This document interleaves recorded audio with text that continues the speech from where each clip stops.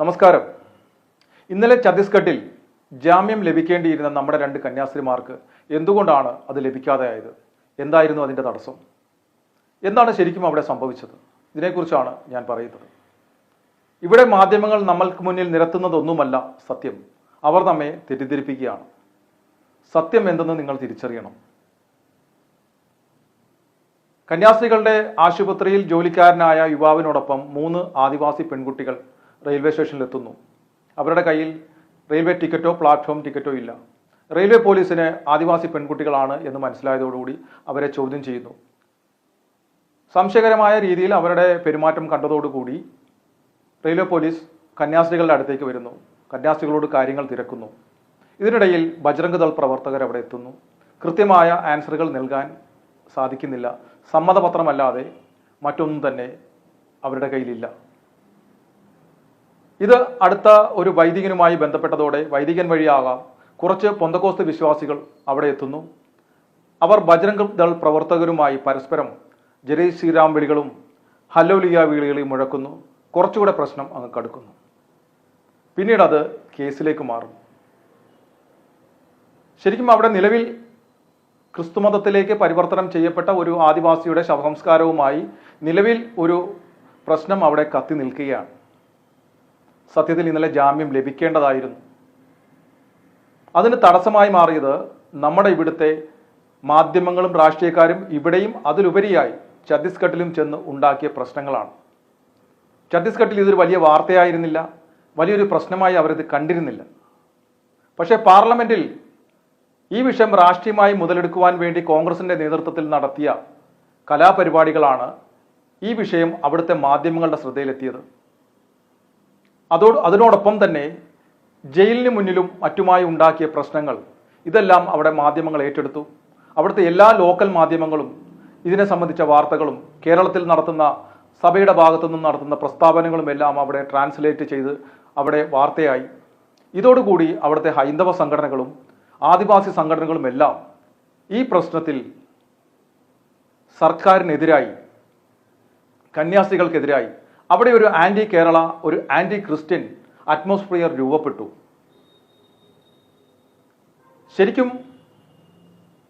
ഇവിടുന്ന് ചെന്ന ആളുകൾ അവിടുത്തെ രൂപതാ മെത്രാനുമായി ബന്ധപ്പെട്ട് മെത്രാൻ അവിടുത്തെ ആഭ്യന്തര വകുപ്പ് മന്ത്രിയുമായി സംസാരിച്ചപ്പോൾ ആദ്യം ആവശ്യപ്പെട്ടത് ഈ കേസ് റദ്ദാക്കണമെന്നായിരുന്നു. അതായിരുന്നില്ല വേണ്ടിയിരുന്നത്. മറിച്ച് ഏതു വിധേനയും അവരെ ജാമ്യത്തിലെടുത്തതിന് ശേഷം ആ കേസ് രമ്യമായ രീതിയിൽ ചർച്ചയിലൂടെ പരിഹരിച്ച് പിൻവലിപ്പിക്കുകയായിരുന്നു വേണ്ടിയിരുന്നത്. എന്നിരുന്നാലും ആഭ്യന്തര വകുപ്പ് മന്ത്രി എടുത്ത നിലപാട് എന്ന് പറയുന്നത് ജാമ്യം നൽകാം എന്നുള്ളതായിരുന്നു. പക്ഷെ എന്നാൽ പാർലമെന്റിലുണ്ടായ ഈ വിഷയം, ജയിലിന് മുന്നിൽ ഇവിടുത്തെ മാധ്യമങ്ങളും ഇവിടുത്തെ കോൺഗ്രസ് കമ്മ്യൂണിസ്റ്റ് രാഷ്ട്രീയക്കാരും ഉണ്ടാക്കിയ പ്രശ്നങ്ങൾ, വാളെടുക്കുന്നവരെല്ലാം വെളിച്ചപ്പാട് എന്ന രീതിയിൽ മാധ്യമങ്ങൾക്ക് മുന്നിൽ നടത്തിയ അനാവശ്യ പരാമർശങ്ങൾ, ഇതെല്ലാം തന്നെ അവിടുത്തെ ഹൈന്ദവ സംഘടനകളും ആദിവാസി സംഘടനകളും ഏറ്റെടുത്തതോടുകൂടി അവിടുത്തെ ഗവൺമെന്റും നിയമ സംവിധാനങ്ങളും സമ്മർദ്ദത്തിലായി.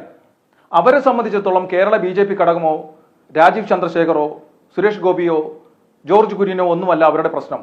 അവർക്ക് അടുത്ത പ്രാവശ്യം അവിടെ വീണ്ടും അധികാരത്തിൽ വരണം. അവർക്ക് വീണ്ടും അവരവരുടെ മണ്ഡലങ്ങളിൽ നിന്ന് ജയിക്കണം. അവർക്ക് അവരുടെ ജനങ്ങളുടെ വികാരത്തിനൊപ്പം നിന്നാൽ മാത്രമേ അത് സാധിക്കൂ.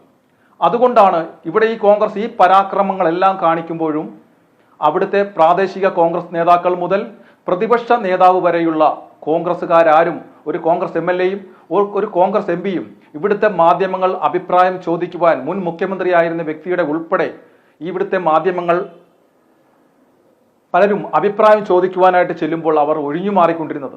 കാരണം അവിടുത്തെ ജനങ്ങളുടെ വികാരം നിൽക്കുവാൻ സാധിക്കില്ല. അങ്ങനെ വന്നപ്പോൾ ജാമ്യം ലഭിക്കേണ്ടിയിരുന്ന ആദ്യഘട്ടത്തിൽ മജിസ്ട്രേറ്റ് കോടതിയിൽ സിനി എന്ന് പറയുന്ന ഒരു മലയാളിയായ ഒരു അഭിഭാഷകയാണ് കേസിന്റെ കാര്യങ്ങൾ ചെയ്തത്. അവിടെ ആ ജാമ്യം നിഷേധിക്കപ്പെട്ടു. അതിൽ അസ്വാഭാവികതയില്ല. കൊടുത്ത കാര്യങ്ങളിൽ ചില കുഴപ്പങ്ങൾ ഉണ്ടായിരുന്നു. എങ്കിൽ പോലും സെഷൻസ് കോടതിയിൽ ജാമ്യം ലഭിക്കേണ്ടതായിരുന്നു. അവിടെ രാജ്കുമാർ എന്ന് പറയുന്ന അല്പം നല്ല കഴിവുള്ള അവിടുത്തുകാരനായ ഒരു വക്കീൽ തന്നെയാണ് അതിൽ ഇടപെട്ടത്. പക്ഷെ ഇത്രയധികം സമ്മർദ്ദം ഇവിടുന്ന് ചെന്ന മാധ്യമങ്ങളും ഇവിടുത്തെ രാഷ്ട്രീയക്കാരും പാർലമെന്റിലും ഛത്തീസ്ഗഡിലും ഒപ്പം കേരളത്തിലും ഉണ്ടാക്കിയ പ്രശ്നങ്ങൾ ഉണ്ടായ ആ സമ്മർദ്ദം അവിടുത്തെ ഗവൺമെന്റിനെ പ്രതിസന്ധിയിലാക്കി.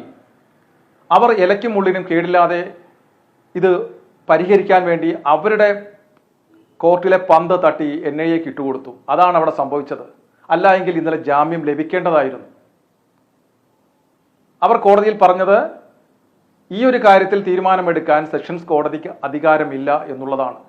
അതിനെ NIA കോടതിയിലേക്കാണ് വിട്ടത്. അതിന്റെ കാരണമെന്ന് പറയുന്നത് 1968 കോൺഗ്രസ്സുകാർ തന്നെ ഉണ്ടാക്കിയ മതപരിവർത്തന നിരോധന നിയമം അവിടെ നിലനിൽക്കുന്നുണ്ട്. അതിനൊപ്പം തന്നെ ആദിവാസി നിയമങ്ങളുമുണ്ട്.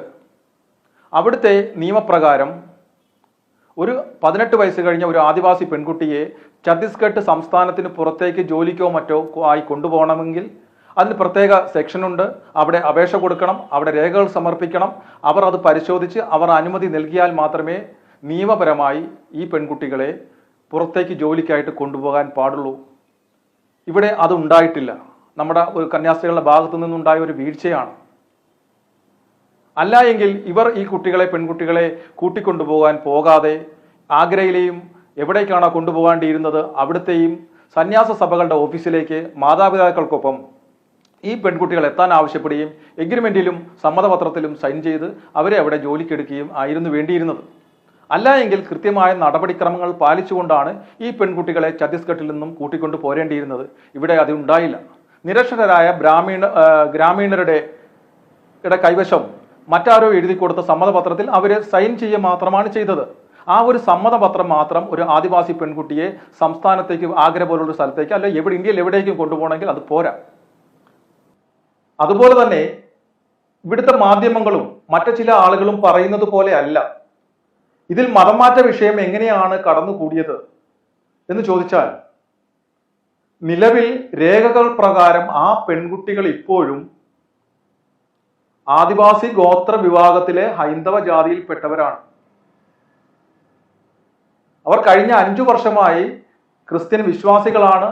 CSI സഭയിലായിരിക്കാം ഉണ്ടായിരിക്കുക. പക്ഷേ അവരുടെ രേഖകളിൽ ഇപ്പോഴും അവർ ആദിവാസി ഗോത്ര വിഭാഗത്തിലെ ഏത് ജാതിയാണോ ആ ജാതിയിലാണ്. അതിന്റെ കാരണമെന്ന് പറയുന്നത് ഈ കേരളത്തിലും ഭാരതത്തിന്റെ പല ഭാഗങ്ങളിലും ചെയ്യുന്ന കാര്യങ്ങൾ തന്നെയാണ്. വിശ്വാസം മാറും, മതം മാറും, പക്ഷേ രേഖകളിൽ അവരുടെ പഴയ ആ SC ST സ്റ്റാറ്റസ് നിലനിർത്തും. കാര്യം ആനുകൂല്യങ്ങൾ നഷ്ടപ്പെടാതിരിക്കാൻ വേണ്ടിയിട്ടാണ്. ഇവർക്ക് ഗിരിവർഗക്കാർക്ക് കിട്ടുന്ന ആ ആനുകൂല്യങ്ങൾ നഷ്ടപ്പെടാതിരിക്കാൻ ഇവർ മതം മാറിയതോ പേര് മാറിയതോ ആയിട്ടുള്ള കാര്യങ്ങൾ ഇവരുടെ റെക്കോർഡ്സിൽ മാറ്റം വരുത്തിയിട്ടില്ല. നിലവിൽ ഇപ്പോഴും അവർ ഹൈന്ദവ ജാതിയിൽപ്പെട്ട ഗിരിവർഗ ഗോത്ര പെൺകുട്ടികളാണ്. അവിടെയാണ് ഈ കേസിൽ രേഖകൾ പ്രകാരം നിയമപ്രകാരം മതം മാറ്റം കടന്നു വരുന്നത്. അപ്പൊ അവിടെയാണ് ആ പിഴവുണ്ടായത്. ആ പിഴവ് നിലനിൽക്കെ ഇത് ജാമ്യം എങ്ങനെയെങ്കിലും മേടിച്ചെടുക്കുന്നതിന് വേണ്ടിയിട്ട് ഈ വിഷയം രാഷ്ട്രീയ മുതലെടുപ്പിന് വേണ്ടി ശ്രമിച്ച് പാർലമെന്റിലും അകത്തും പുറത്തും അതോടൊപ്പം ഛത്തീസ്ഗഡിൽ ഇവിടുത്തെ പോരാഞ്ഞിട്ട് ഛത്തീസ്ഗഡിലും ചെന്ന് ഇവിടുത്തെ മാധ്യമങ്ങളും ഇവിടുത്തെ രാഷ്ട്രീയക്കാരും ചേർന്ന് നടത്തിയ അനാവശ്യ കോലാഹലങ്ങളാണ് ഇന്നലെ അവർ ഇത് ഞങ്ങൾക്ക് ഇവിടെ പരിഗണിക്കാൻ സാധിക്കില്ല, NIA കോടതിയിലേക്ക് പോകണമെന്ന് പറയാൻ ഇടയായത്. അതാണ് ജാമ്യം കിട്ടാൻ തടസ്സമായത്. ഇന്ന് ഹൈക്കോടതിയിലേക്ക് പോവുകയാണ്. അവിടെ ജാമ്യം കിട്ടട്ടെ എന്ന് നമുക്ക് പ്രാർത്ഥിക്കാം. ഇത് നമ്മളൊരു കാര്യം മനസ്സിലാക്കേണ്ടത്, ഭൂമി ഇടപാട് കേസിൽ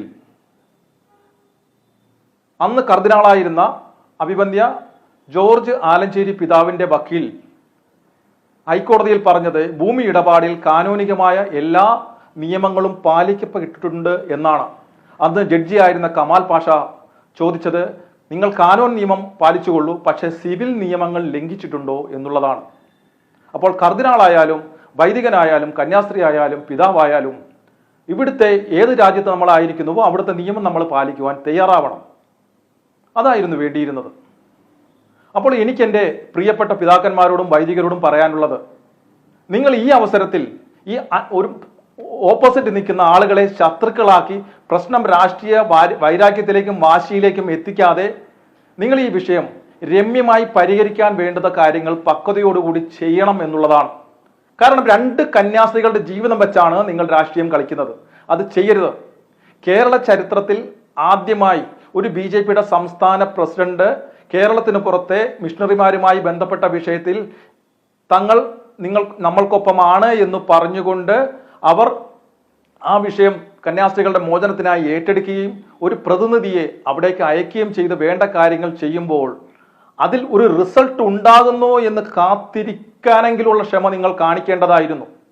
അവരെ വിശ്വാസത്തിലെടുത്തുകൊണ്ട് അവർക്ക് ജാമ്യത്തിൽ മോചിപ്പിച്ച് ആ കന്യാസ്ത്രീകളെ പുറത്തു കൊണ്ടുവരാൻ സാധിക്കുന്നുണ്ടോ ഇല്ലയോ എന്നുള്ള ആ ഫൈനൽ റിസൾട്ട് അറിഞ്ഞതിന് ശേഷം മാത്രമായിരുന്നു നിങ്ങളിവിടെ ഈ കോലാഹലങ്ങളെല്ലാം ഉണ്ടാക്കേണ്ടിയിരുന്നത്. അതിനു മുൻപ് തന്നെ അവരുടെ വാഗ്ദാനങ്ങളെ നിങ്ങൾ പുല്ലുവില കൽപ്പിച്ചുകൊണ്ടാണ് ഈ വിഷയത്തിൽ നിങ്ങൾ രാഷ്ട്രീയം കളിക്കാൻ ഇറങ്ങിത്തിരിച്ചത്.